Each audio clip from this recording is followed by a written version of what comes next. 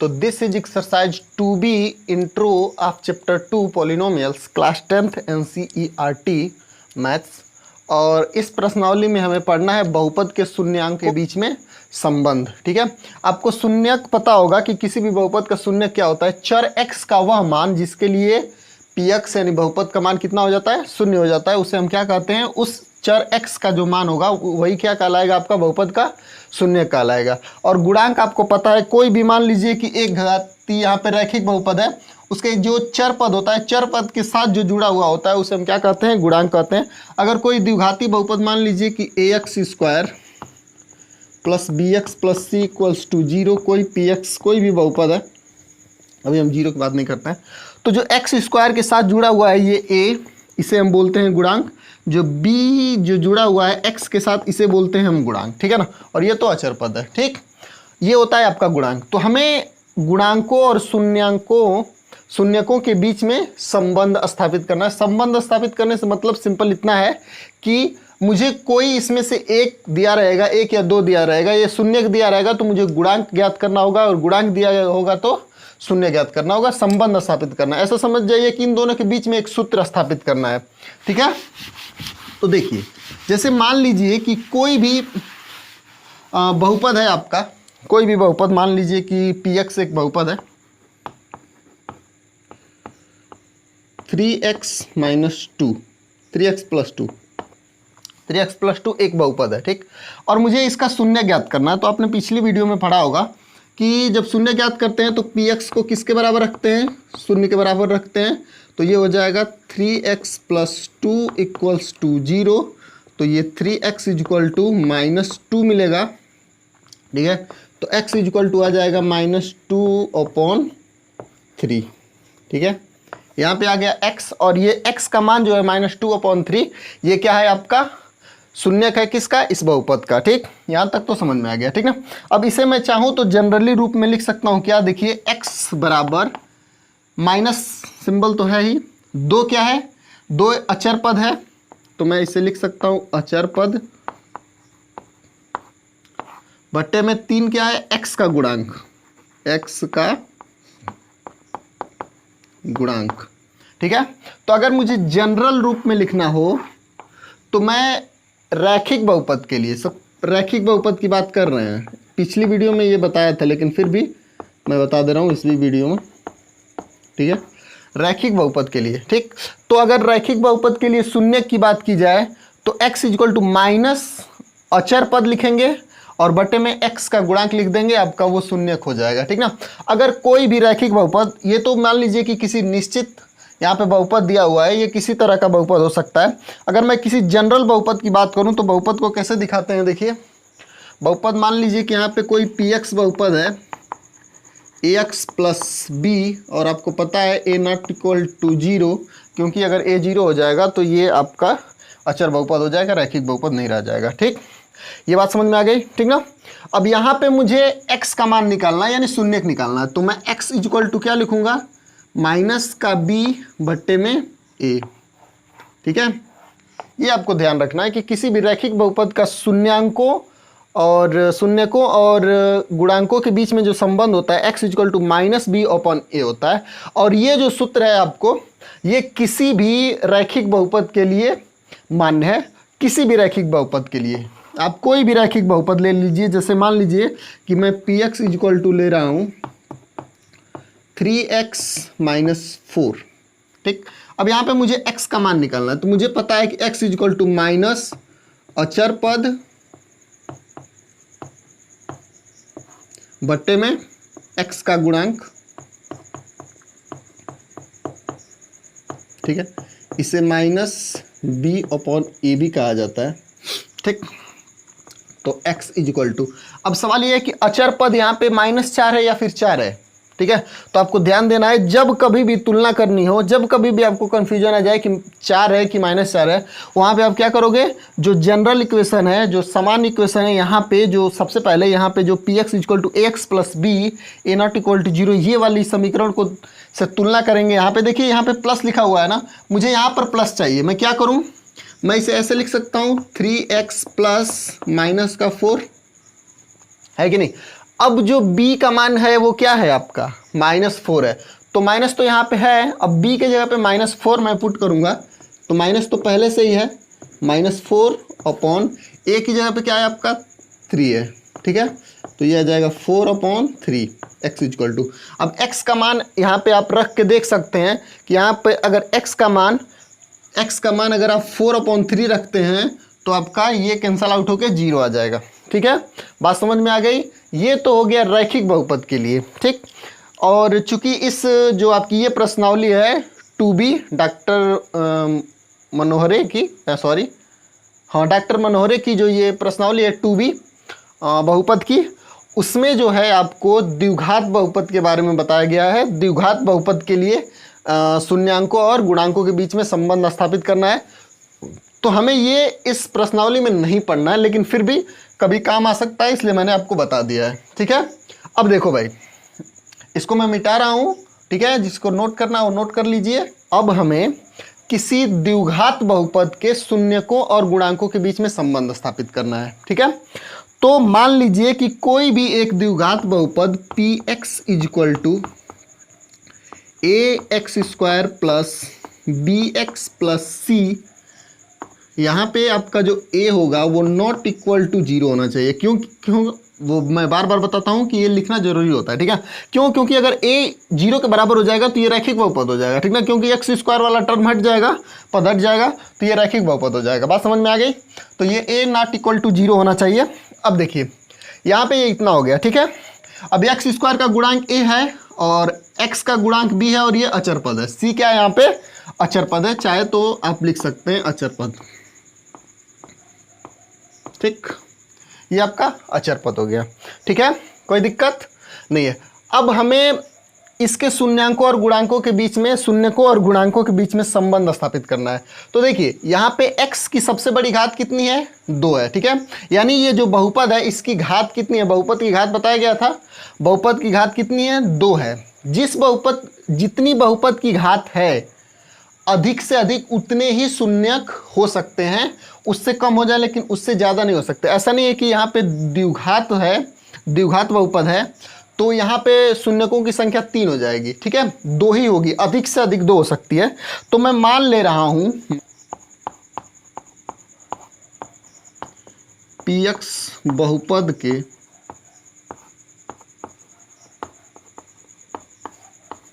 दो शून्यक alpha beta हैं।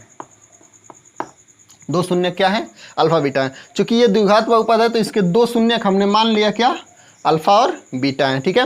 अगर इसके दो शून्यक अल्फा और बीटा हैं तो आपको याद रखना होगा कि x माइनस अल्फा कामा x माइनस बीटा px के गुणनखंड होंगे। ये आपको याद रखना है, ठीक है। कहने का मतलब कि अगर ये जो आपका px द्विघात बहुपद है, अगर इसका शून्यक एक अल्फा है दूसरा बीटा है, तो x माइनस अल्फा और x माइनस बीटा जो होगा px का गुणनखंड होगा। ये दो गुणनखंड अवश्य ही होंगे, ठीक है। बात समझ में आई, ठीक। अब देखिए ये x माइनस अल्फा और x माइनस बीटा इसके गुणनखंड हो गए, ठीक है। तो जैसे मान लीजिए कि अगर मैं आपको बताऊं कि 24 है, इसका एक गुणनखंड 4 है और दूसरा गुणनखंड 3 है, तो मैं क्या इसे 4 गुणे 3 करके 24 को लिख सकता हूं। हाँ, अगर इसके साथ कोई भी कांस्टेंट मान लीजिए 2 जोड़ के मैं चाहूं तो ये जो 24 है इसको 4 और 3 के गुणनखंड के रूप में लिख सकता हूं कि नहीं लिख सकता हूं। यहाँ पे 24 लिखा हुआ है, देखिए 4 गुणे 3 4 3 12, 4 और 3 के गुणनखंड के रूप में लिख लिया। जो आगे लिखा हुआ है वो 2, उसको मैं k मान लूँ, कोई भी अचर पद k है, ठीक है। तो अगर मैं इसे लिखना चाहूँ, ये बात समझ में आई ना। देखो भाई 24 है,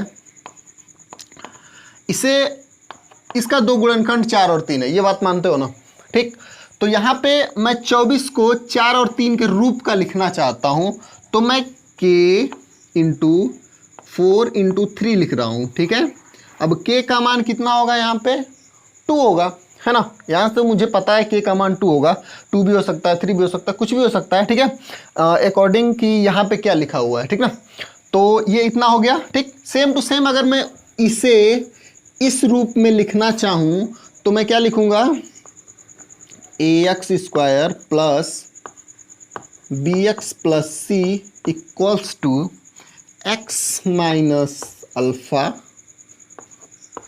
इंटू x माइनस बीटा की के कोई भी गुणांक एक अचर पद है। ठीक, के जो इसके साथ गुणा करने पर ये आ रहा है। देखिए x माइनस अल्फा की जगह पे 4 और x माइनस बीटा की जगह पे 3 और k की जगह पे k है और इतना गुणा करने पर ये चीज़ आ गई।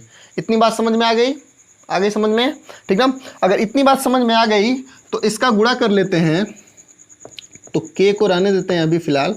x में x का गुणा होगा x स्क्वायर, ठीक है, और इसमें गुणा होगा तो माइनस बीटा x, फिर इसका इसमें गुणा करते हैं माइनस अल्फ़ा x और minus minus plus alpha into beta.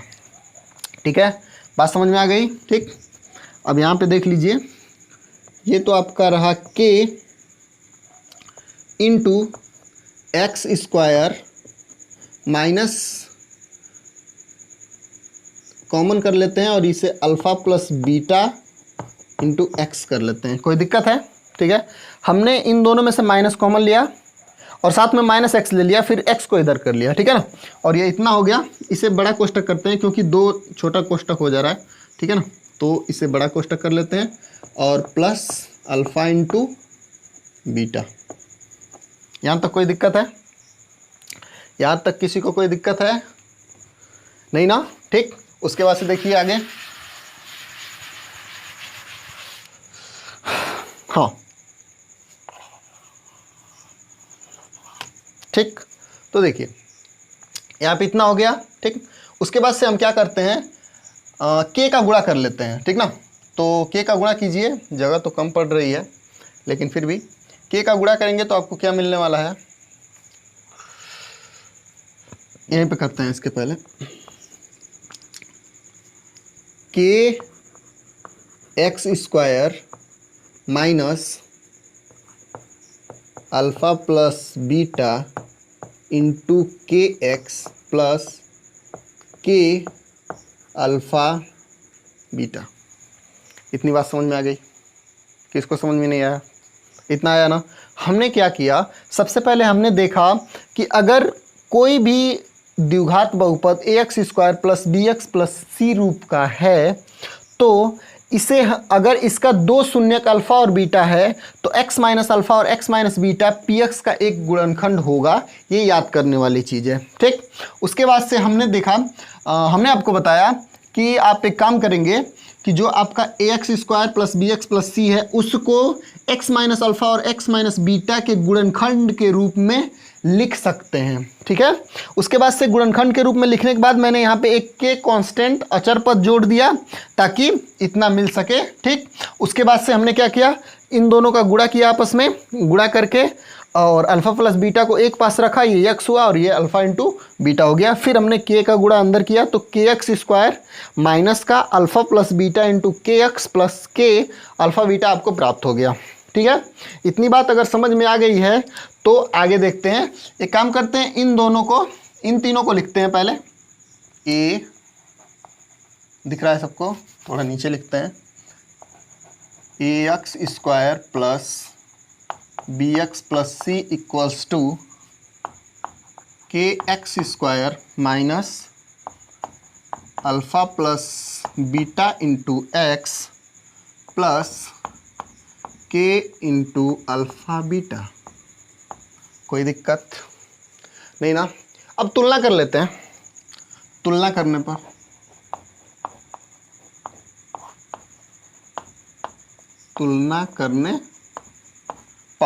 तो भाई तुलना कर लो।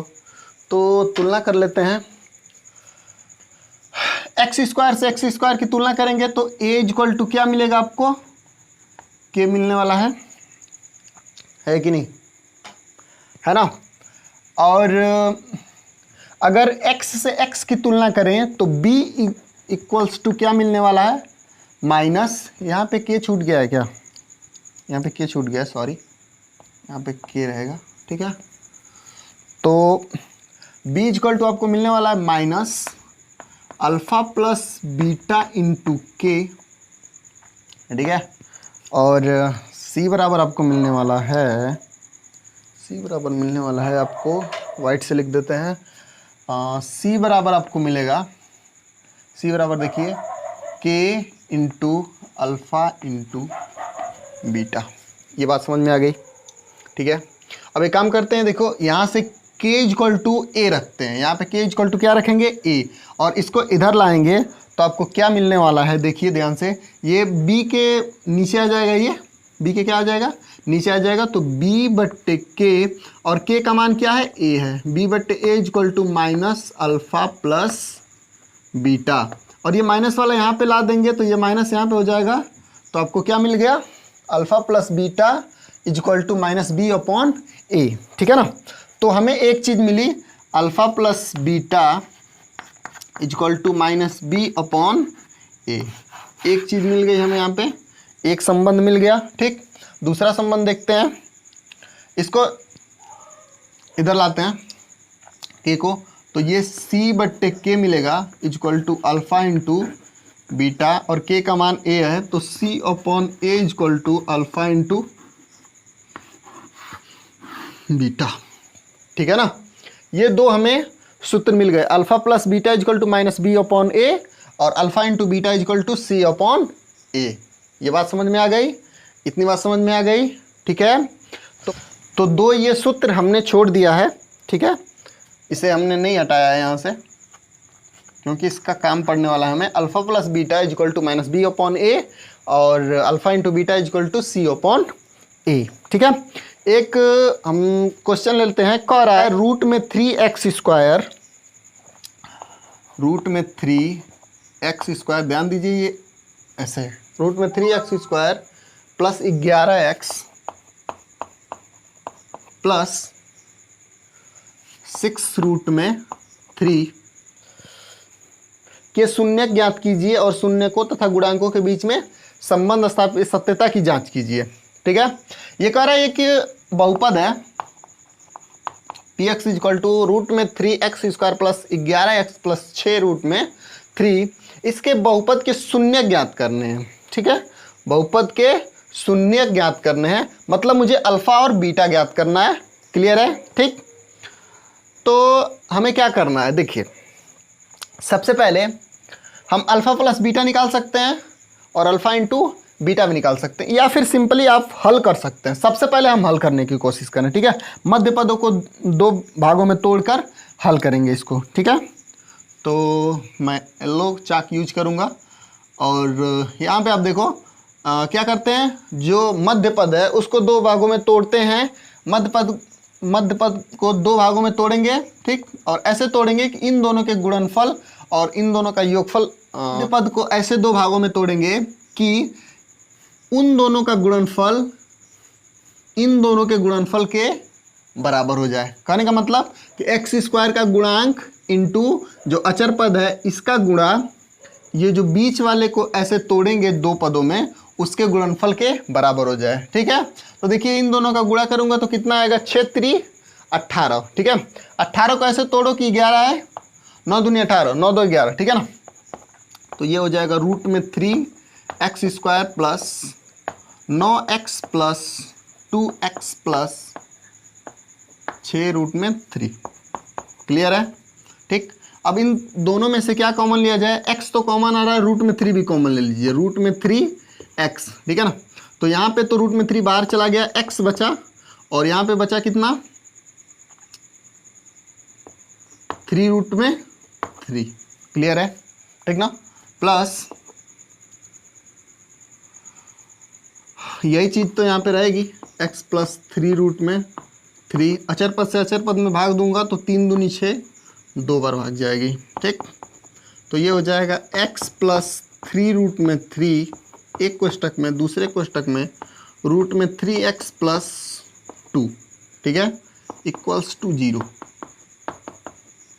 ठीक। अब एक बार इसको 0 करेंगे तो x प्लस 3 रूट में 3 इक्वल्स टू 0, तो x is equal to minus 3 root में 3, तो अल्फ़ा इक्वल टू -3√3। ठीक, अब यहाँ पे इसको जीरो करेंगे तो रूट में 3x + 2 इक्वल्स टू 0, तो x इक्वल टू -2/√3। कोई दिक्कत है क्या? कोई दिक्कत है? सही चल रहा है, ठीक है ना। अब हमें सत्यता की जांच करनी है कि वास्तविकता में जो सूत्र दिया हुआ है आपको, जो संबंध आपने ज्ञात किया है, निकाला है, वो सही है या फिर गलत है, ठीक है ना। तो सत्यता की जांच कर लेते हैं। ठीक, अल्फा प्लस बीटा, अल्फा ये है और यहाँ पे बीटा लिख लेते हैं, ठीक ना। Beta equal to -2/√3। सही है, ठीक। हाँ, तो आ जाओ, अल्फा कितना, अल्फा प्लस बीटा, पहले इसको सिद्ध करते हैं कि सही है कि नहीं है। ठीक, तो अल्फा प्लस बीटा, अल्फा कितना है, -3√3 प्लस यानी -2/√3 इक्वल्स टू -b। इसमें b कितना है देख लीजिए, -11। b क्या होता है, x का गुणांक, अपॉन a कितना है, √3।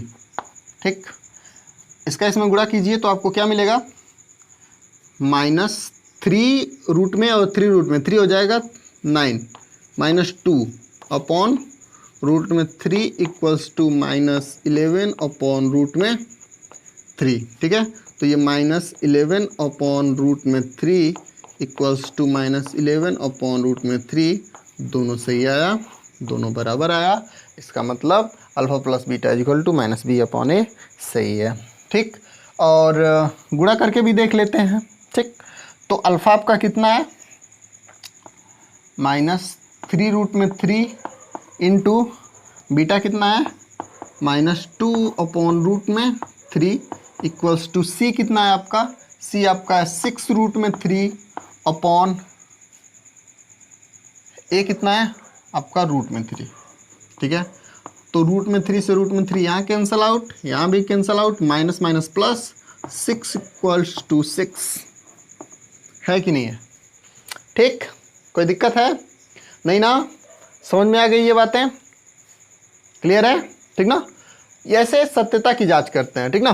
पहले शून्यक निकालेंगे और उसके बाद से alpha plus beta equal to -b/a और alpha into beta equal to c/a रख के हल कर लेंगे।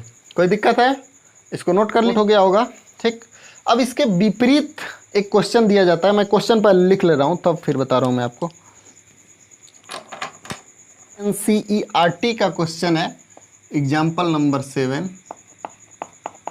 कह रहा है कि एक द्विघात बहुपद ज्ञात कीजिए जिसके शून्यकों का योगफल तथा गुणनफल क्रमशः इतना है। ठीक है, तो द्विघात बहुपद -3 और 2 है, तो द्विघात बहुपद होगा, कोई भी द्विघात बहुपद होगा। मान लीजिए कि जो द्विघात बहुपद है px equals to ax² plus bx plus c रूप का है। ठीक है ना, कोई भी द्विघात बहुपद है वो इसी रूप का हो सकता है। ठीक है, और यहाँ पे a नॉट इक्वल टू 0 होना चाहिए, ये तो शून्य नहीं हो सकता। ठीक, अब क्या करें, अब देखिए शून्यकों का योगफल तथा गुणनफल दिया हुआ है। ठीक है, तो शून्यक मान लीजिए कि जो शून्यक है वो क्या है, अल्फा और बीटा है। तो अल्फा प्लस बीटा आपको दिया हुआ है -3 और अल्फा इंटू बीटा आपको दिया हुआ है 2, है कि नहीं है। ठीक, अब देखिए किसी भी द्विघात बहुपद को ज्ञात करने के लिए क्या चाहिए, ए बी और सी चाहिए। ठीक है, अब आपको पता होगा कि alpha plus beta equals to क्या होता है,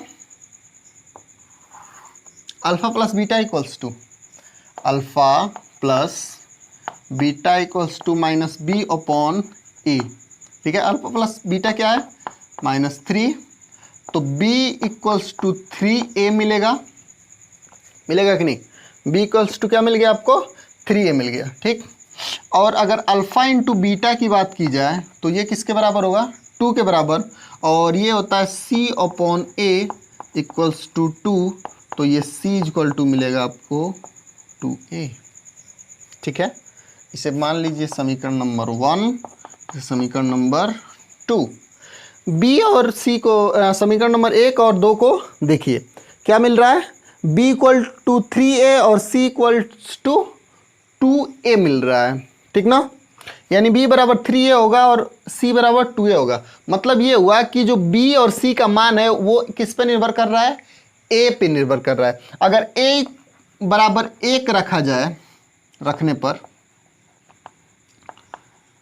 तो आपका बहुपद क्या मिलेगा, px बराबर a की जगह पे 1 एक्स स्क्वायर प्लस, यहाँ पे रखूंगा तो b 3 हो जाएगा, 3x प्लस c कितना होगा, है ना, पहला बहुपद मिला। अगर a इक्वल टू 2 रखूं तो दूसरा बहुपद देखिए क्या मिलेगा, px equal to x, a equal to 2 रख रहा हूं तो 2x square plus b equal to कितना हो जाएगा, 3 दूनी 6 तो 6x प्लस 4। ठीक है। अगर x equal to sorry a equal to 3 रखते हैं, a इक्वल टू 3 रखने पे आपको क्या मिलने वाला है, ध्यान से देखिए, px, अच्छा इसको अगर बहुत ध्यान से देखो तो इसमें 2 कॉमन मिल रहा है, x square plus 3x plus 2, है कि नहीं। और यहाँ पे अगर x equal to a equal to 3 रखते हैं तो आपको 3x square plus 9x plus 6, अगर इसे भी बहुत ध्यान से देखा जाए तो 3 कॉमन आ रहा है और x square plus 3x plus 2 ये भी मिल रहा है। ठीक ना, कहने का मतलब कि जो पहले वाला है वो दूसरे में भी आ रहा है और तीसरे में भी आ रहा है, सिर्फ आगे का जो मान है वो सिर्फ चेंज हो रहा है। ठीक ना, तो क्या मैं उस बहुपद को बोल सकता हूँ कि जो बहुपद होगा जिसके शून्यकों का योगफल -3 और गुणनफल 2 है वो क्या होगा, k into x square plus 3x plus 2 रूप का होगा। क्यों, क्योंकि k का मान 1 2 3 4 5 6 7 कुछ भी रख सकते हैं। ठीक है, तो इसलिए हमने क्या कह दिया कि k होगा। ठीक है, बात समझ में आई। आपका चौथा क्वेश्चन था आपका और 7वां क्वेश्चन था। ठीक है, ये समझ में आ गया। ठीक, तो चलिए अब हमें हल करना है प्रश्नावली 2b। ठीक है, थैंक यू।